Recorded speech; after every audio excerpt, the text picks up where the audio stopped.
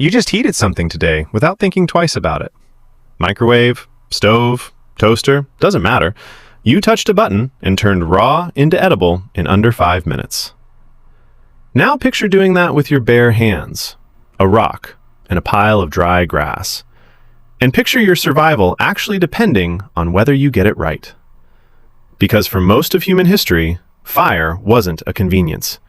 It was the line between eating and starving, between having enough energy to think and just having enough energy to chew. Here's the question that doesn't get asked enough. Why did we start cooking food at all? Every other animal on Earth eats things raw.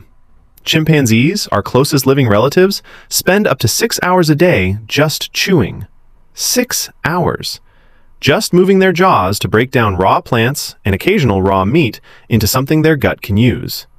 You do not do that. Nobody you know does that. Something happened to us specifically, and that something changed the entire trajectory of the species. Let's go back to where this actually starts. Around 2 million years ago, a new hominin shows up in the fossil record, Homo erectus. And their bodies are strange compared to what came before them. Smaller teeth, smaller jaws, a gut that's noticeably reduced in size compared to earlier hominins like Australopithecus. And here's the part that should stop you. A smaller gut is expensive to explain evolutionarily, because gut tissue is metabolically costly to maintain, but it's also incredibly efficient at extracting energy from raw, fibrous food. So why would evolution shrink something that useful?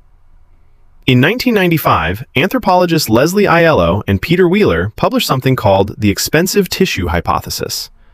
Their argument was that the human body has a fixed energy budget, and organs compete for it.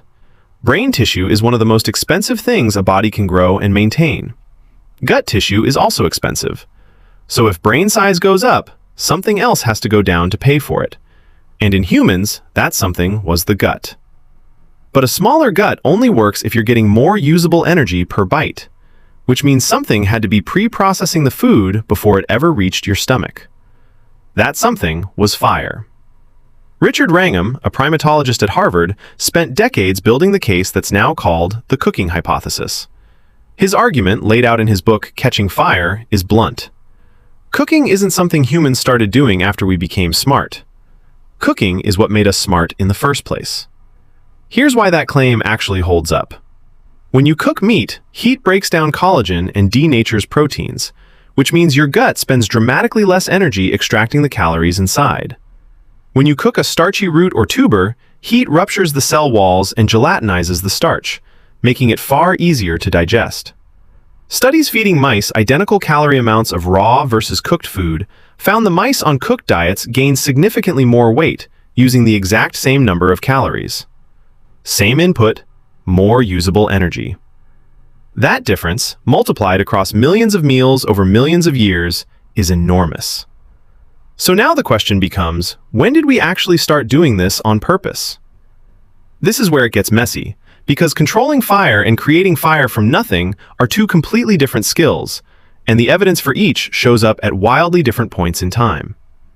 The earliest strong evidence for controlled fire use comes from a site called Wonderwork Cave in South Africa, where archaeologists found burned bone fragments and ash residue dating back roughly 1 million years, deep inside the cave, far from any source of natural wildfire. That's important. A wildfire doesn't wander 100 meters into a cave and burn selectively in one spot. Someone carried it in there. Even more striking is a site called Gesher Benot Yaakov in Israel, where researchers found clustered burned flint and wood fragments dating to around 790,000 years ago, arranged in a way that suggests repeated fire use at the same spot over time. Not a one-time accident, a habit. But here's what makes this genuinely strange.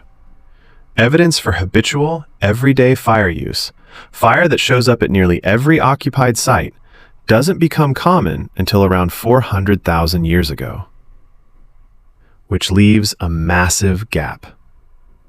If Homo erectus already had a smaller gut and bigger brain by 1.8 million years ago, and consistent fire evidence doesn't show up until hundreds of thousands of years later, something doesn't line up.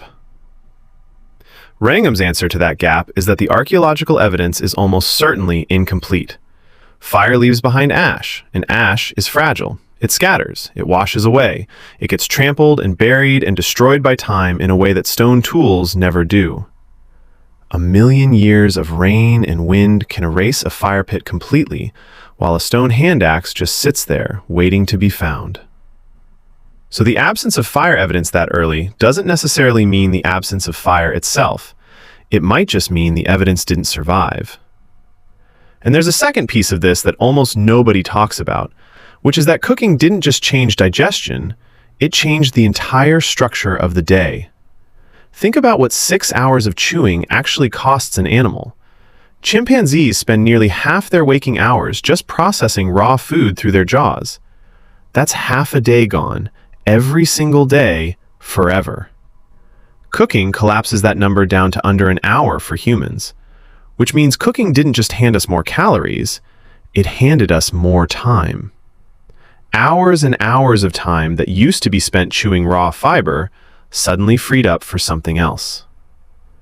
And what did we do with that time? We know that tool-making, social bonding, teaching, and eventually language all require exactly the kind of free cognitive and physical time that raw food chewing doesn't leave room for. You can't teach your kid how to nap a stone blade while your jaw is locked into 6 hours of mechanical grinding.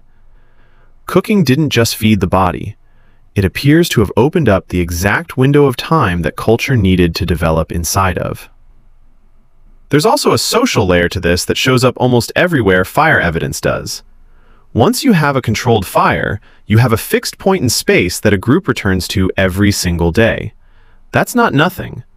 Before fire, hominins were likely more scattered, foraging and eating wherever the food happened to be.